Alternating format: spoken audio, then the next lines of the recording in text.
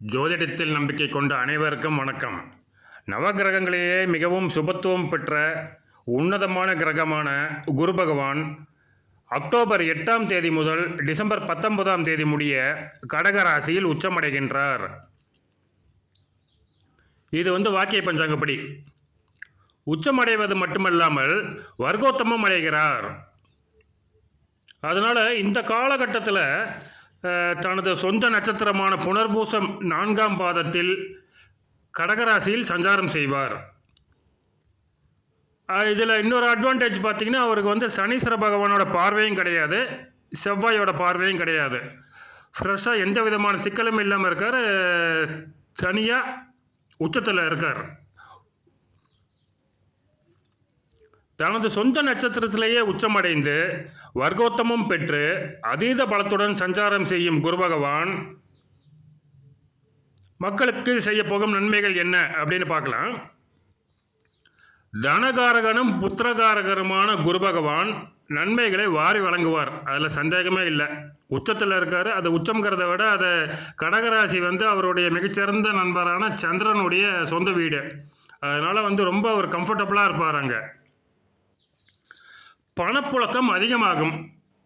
எந்த ராசிக்கும் புத்திரபாக்கிய யோகம் உண்டு. ஏன்னா ஒரு புத்திரகாரகன் அப்படிங்கிறதுனால அது எந்த ராசியாக இருந்தாலுமே இப்போ குழந்தை செல்வம் உண்டாகும் வாய்ப்புகள் அதிகம். அதே மாதிரி குழந்தைகளால் பெற்றோருக்கு யோகமும் உண்டு.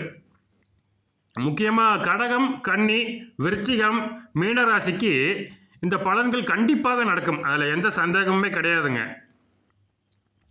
கடும் பிரச்சனைகளில் சிக்கி தவிக்கும் கடகம், விருச்சிகம், மகரம், மீனராசினருக்கு நிவாரணம் நிச்சயமாக உண்டு. இந்த ஒரு 70 நாள் பார்த்திங்கன்னா அவங்க நிம்மதியாக இருக்கலாம். அக்டோபர் 8ஆம் தேதி முதல் டிசம்பர் 19 முடிய வாக்கிய பஞ்சாங்கப்படி இதை நான் சொல்லிட்டு இருக்கேன். ரிஷபம், கடகம், கன்னி ராசிக்கு கல்யாண கனவுகள் கைகூடும். நிச்சயமாக கல்யாணம் நடக்கும். ஏற்கனவே கல்யாணமாகி கொஞ்சம் மிஸ் அண்டர்ஸ்டாண்டிங்கில் இருக்குது, மனக்கசப்புகள் இருக்குது அப்படின்னாலும் அதெல்லாம் நீங்கிடும். மேசம், சிம்மம், துலாம், தனுசு ராசிக்கு அம்மாவுடைய உடல்நலம் கண்டிப்பாக முன்னேற்றம் அடையும். அம்மா வழி சொந்தக்காரங்கள்லாம் நிச்சயமாக உங்களுக்கு உதவி செய்வாங்க, கண்டிப்பாக உதவி செய்வாங்க. தாய் வழி சொத்துக்கள் ஏதாச்சும் பூர்வீக சொத்துக்கள் இருந்தால் உங்களுக்கு கண்டிப்பாக கிடைக்கும். அதே மாதிரி பார்த்திங்கன்னா அந்த நிலம், வீடு, வண்டி, வாகனம் இது சம்பந்தமான கொடுக்கல் வாங்கல்கள் லாபம் அதிகமாக கிடைக்கும். நிலம் வாங்கினாலும் நீங்கள் ரொம்ப கம்மி விலைக்கு வாங்கலாம், லாபம். விற்றாலும் நீங்கள் அதிக விலைக்கு விற்கலாம், அதுவும் லாபம்.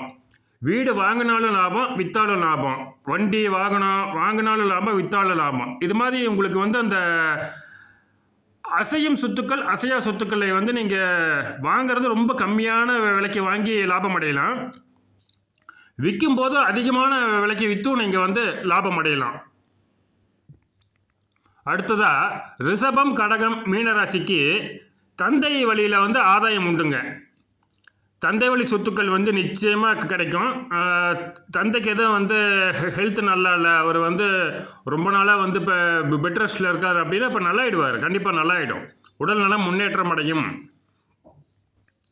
ரிஷபம், கன்னி, விருச்சிகம், மகர ராசிக்கு இளைய சகோதர சகோதரிகள் கண்டிப்பாக உதவி செய்வாங்க.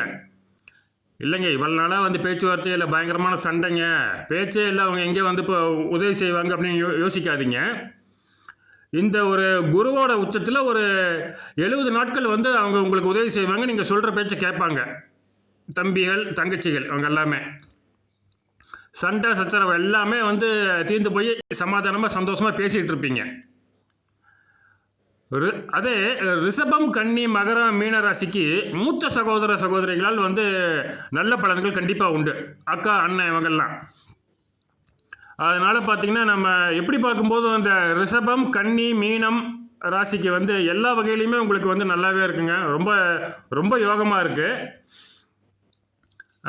திட்டை, திருச்செந்தூர், திருப்பட்டூர் இது மாதிரியான சில ரொம்ப அந்த பழமை வாய்ந்த குருஸ்தலங்களுக்கு போயிட்டு வந்தீங்கன்னா இந்த லாபத்தில் ஒன்று கூட மிஸ் ஆகாமல் அப்படியே உங்களுக்கு கண்டிப்பாக கிடைக்கும். வசதி வாய்ப்புகளும் அதிகமாகும். இது நிச்சயம். இது அது குரு வந்து ஒரு பரிபூரணமான வந்து அந்தனர் அப்படிங்கிறதுனால அவர் வந்து ஒரு சாத்வீகமானவர். அவர் அசைவம் சாப்பிடாம இருந்தீங்கன்னா வந்து அவர் ரொம்ப சந்தோஷப்பட்டு உங்களுக்கு எல்லா உதவியும் செய்வார். அவர் செய்கிற உதவிகள் உங்களுக்கு பத்தலைனாலும் வந்து இப்போ சூரியன்கிட்டயோ செவ்வாய்கிட்டயோ அவர் உதவியை கடன் வாங்கி உங்களுக்கு கண்டிப்பாக செய்வார். அசைவம் சாப்பிடாமல் இருக்கவங்களுக்கு வந்து இப்போ குரு பகவானுடைய ஆசீர்வாதம் ஆதரவு கரம் எப்போதுமே உண்டு. மேசம், மிதுனம், சிம்மம், துலாம், கும்பம் இவங்களை பற்றி சொல்லவே இல்லையே அப்படின்னா அவங்களுக்கு வந்து வேலை தொழிலெலாம் கொஞ்சம் நல்லாவே இருக்கும். ஆனால் அதை வந்து அந்த தொழிலை டெவலப் பண்ணுறதுக்கு வந்து ஏகப்பட்ட கடன் வாங்க வேண்டியிருக்கும். அதில் எந்த சந்தேகமே இல்லை.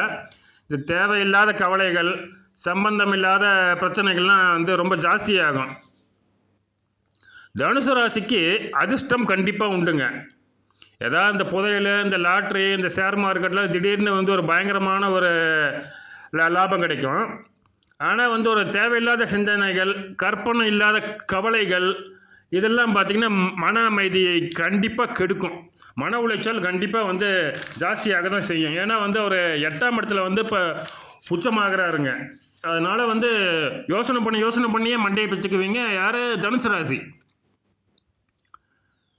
மேசம், சிம்மம், தனுசு ராசி மேற்படிப்புக்காகவோ இல்லை வந்து நல்ல சம்பளம் கிடைக்குது அப்படின்னு ஒரு அதிக சம்பளத்துடன் கூடிய வேலை வாய்ப்புக்காகவோ வெளிநாடு போகலாமான்னு யோசனை பண்ணுவீங்க. ஏற்கனவே அதுக்கான முயற்சிகள் பண்ணிகிட்டு இருந்தீங்கன்னா இப்போ போகலாம். கும்பராசி வந்து வேலைக்கு போகலாமா இல்லை நாமளே புதுசாக ஏதாச்சும் வந்து இப்போ வியாபாரம் பண்ணலாமா, பிஸ்னஸ் ஆரம்பிக்கலாமா அப்படின்னு வந்து யோசனை பண்ணுவீங்க. அதனால் பார்த்தீங்கன்னா நம்ம இந்த மேசம், மிதுனம், சிம்மம், துலாம், கும்பம், தனுசு இந்த ராசி எல்லாமே திட்டை வந்து நேராக போகிறது நல்லதுங்க. ஏன்னா அங்கே இதுக்கு முன்னாடி நம்ம வீடியோலெல்லாம் வந்து சொல்லியாச்சு. திட்டை அப்படிங்கிற ஊரில் மட்டுமே அவர் வந்து ராஜகுருவாக ஒரு தனி சன்னதியில் தங்க கவசத்தோடு இருப்பார். தஞ்சாவூர்லேருந்து ஒரு 18 கிலோமீட்டருக்குள்ளே தான் இருக்கும் அது. அங்கே போயிட்டு வந்தீங்கன்னா உங்களுக்கு வந்து கண்டிப்பாக அந்த குரு பகவான் செய்யக்கூடிய அந்த நல்ல பலன்கள் மிஸ் ஆனாலும் கொஞ்சம் ஒரு அதில் ஒரு கால் பகுதியாச்சும் உங்களுக்கு கிடைக்கும் திட்டை போயிட்டு வந்தீங்கன்னா. கடைசியாக ஒரு விஷயங்க, அஸ்வினி, புனர்பூசம், மகம், விசாகம், மூலம், பூரட்டாதி இந்த நட்சத்திரக்காரங்கள்லாம் இந்த தற்காலிகமான குரு உச்சம் இதை வந்து யோசிக்காதீங்க. ஏன்னா வந்து உங்கள் நட்சத்திரத்துக்கு வந்து குரு பகவான் வந்து நன்மைகள் செய்யக்கூடிய வாய்ப்புகள் ரொம்ப கம்மி. இப்போ மட்டும் இல்லை, எப்போவுமே அவர் வந்து அஸ்வினி, புனர்பூசம், மகம், விசாகம், மூலம், பூரட்டாதி இந்த நட்சத்திரங்களுக்கு வந்து அந்தளவு வந்து ஹெல்ப் பண்ண மாட்டார். இத்தனைக்கும் பார்த்தீங்கன்னா அந்த புனர்பூசமும் விசாகமும் பூரட்டாதியும் அவருக்கு சொந்த நட்சத்திரங்கள். ஆனால் அதுக்கு வந்து அவர் எந்த உதவியும் பண்ண மாட்டார். இது வந்து அந்தந்த நட்சத்திரக்காரங்க வந்து உங்கள் வாழ்க்கையில் ஃபுல்லுமே நீங்கள் ஃபீல் பண்ணியிருப்பீங்க. அதனால் நீங்கள் வந்து இவ்வளோ நாளாக என்ன பண்ணிகிட்டு இருந்தீங்களோ அதை வந்து கண்டினியூ பண்ணுங்கள். ராகு பகவான் இன்னும் கொஞ்ச நாளில் வந்து பூரட்டாதி நட்சத்திரத்துலேருந்து வெளியில் வந்து சதயத்தில் உட்காருவார். அப்போ 8 மாதம் வந்து இந்த 6 ராசிக்குமே ஜாக்பாட்டு தான்.